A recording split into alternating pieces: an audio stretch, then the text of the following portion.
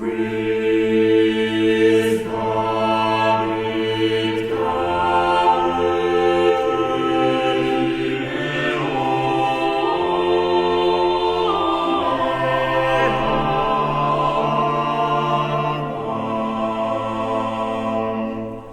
dear friends and welcome to the Early Music Podcast. My name is Darina Ablogina. The European Early Music Association, REMA, is currently going through a process to encourage transition for its members, more sustainability, inclusion, diversity, access for audiences and artists. Early music today embraces a multitude of perspectives, breathing new life into age-old compositions while challenging the boundaries of what we once understood about this era. In this season, we will discuss how diversity, be it cultural, musical, or interpretive, has played a key role in shaping the evolution of early music. In today's episode, we will talk about gender equality in nowadays early music field. I'm Lila Hajosi. I'm the musical director of Ensemble Irini, which is an ensemble based in France, doing early music, early vocal music, mostly sacred and mostly from Middle Age and Renaissance. I founded this ensemble to have the opportunity to work on the middle voices and the medium range. Could you tell about this network that you have founded with your colleague and friend? Yes, Liturgie is a network designed to help bloom and support the female leadership in classical music, from early music to contemporary music. And when we say female leadership, it's concerning all women in position of responsibility and leadership. So it can be conductors, it can be composers, choreographers. So it's designed to promote this leadership, to pass on some knowledge, to help grow the knowledge and the competencies of those persons, and to create some content, pedagogical content, in order to spread the message and to help building some tools about diversity and equality, gender equality. So you are leading workshops, or how is it organized, the educational part of this? Precisely, we have two main parts. That is the mentorship program that is going to be in duets, in two people together, one mentee and one mentor. And it's like for 1 year long. And you're accompanied and you have this privileged relationship with someone that is always here to listen, to help. So to create really an atmosphere of sisterhood, something that is collaborative and collective. Kill the myth of the self-made man and let happen the collectively made woman. You were talking about that it's not such a cool thing. It's considered not such a cool thing when you ask questions and you don't know everything from the very beginning. Have you experienced that personally?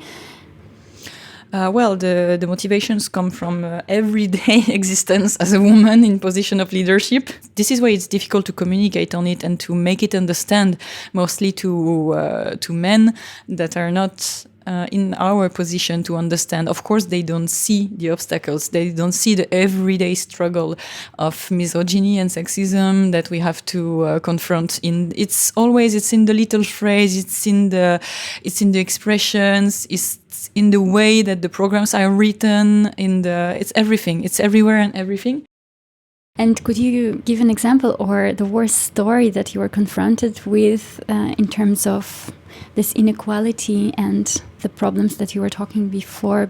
I was talking with someone another conductor in the field of classical music, just telling him where I was in my way, that I was invited by a Baroque ensemble for the years to come.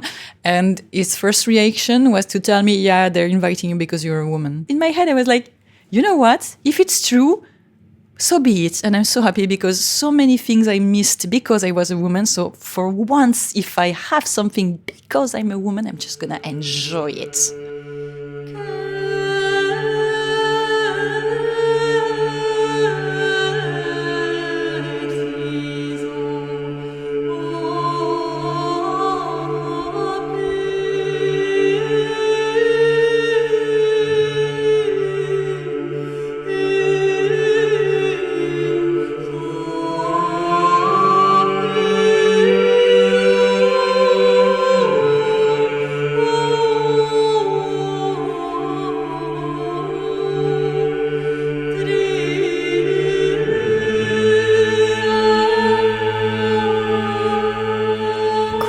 tell about your strategies, how you develop this program, and maybe some plan where you see yourself in some years? Maybe you're growing as an institution. Well, we take things slowly in order to not make mistakes because it's a sensitive subject. So we prefer to do things step by step. Either that being, overwhelmed with the things. For me, the first start it is to already develop the thing in France, locally in our scale. The priority for me is to be able to start this mentorship program. So it's going to take some time to build all the rules, everything, the legal square for that. So it's going to take some time. And so it's the first step. Then for me, the second step is to grow a bit outside France, maybe in Europe. This is why we are very happy to have the REMA as a partner. We have 3 federations that are co-building this project with us. That is the FEVIS, it's a Federation of Independent Ensembles in France. Futur Composé, that is a Federation of Contemporary Music Ensembles in France, and the REMA. So with this 3 federation, we hope that we can build step by step the thing, first in France and then expanding to Europe, I hope. How do you deal with the problem of early music texts, for instance, Renaissance or medieval songs, and later on also Mozart and some other really famous composers as artists? How should we deal with that problem? Of course, there are problems, and the fact that we see those texts and those scenes and this way of doing art, and we see that it can be problematic to some people, is a sign that suddenly we are aware of something else than the dominating part of the society. What do you do with that? You offend someone with a text, with a staging. What do? Do you say, I am right to do it, you have no right to be offended? And this is not for me the good way. Or you say, okay, I'm doing something, it's a proposition. I'm aware that some people might find you offending. Come on and talk with me. Maybe make me discover things that I don't know, and I will too make you discover things, and we debate, and there is no solution. How do you personally deal with this problem? For instance, in your ensemble, do you change text or you write it in the program notes? Well, I really don't often have this problem with my kind of music, because I must say I choose the text before the music. That is a little secret. Okay. I always, maybe that's a great strategy. I find a lot of beautiful music with terrible text, but never a beautiful text without good music. So I keep this in mind, and this is how I build my programs. For dealing with sensitive texts, well, I have a project of overriding Dido and Neneas of Porcel. Precisely, this is what I do with this kind of project. It's like in Giuditta, I've done the same thing. I have the same project with Giuditta Triomphans. It's to just take the opera, the text, and just build another point of view. It's not to deny it and to say it's a bad text or we should not. Just take it and take another point of view. It's like a Copernican thing. You keep the thing, you just turn around it and find one way to tell the story. All the solutions are good as long as it's justified from the artist, that the artist know what he or she does. Yes, and what would you recommend to aspiring female and non-binary persons who would like to start their own project? To do it. Do it, carpe diem. Where to start? Yeah, where to start? From the heart.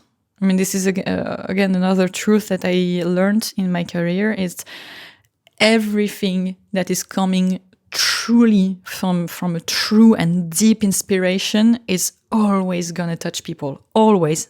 Any way. It's gonna happen. It's okay to not do a career of 20 years and become, a famous big ensemble. It's okay. It's just okay to do a journey of 1 year, 10 years, 2 years, 6 months. It's okay. It's okay to learn. It's okay to fail, if you can call that fail. I call that just a moment in time. But it's your moment in time. Take it. Thank you very much, Lila. It was a great conversation.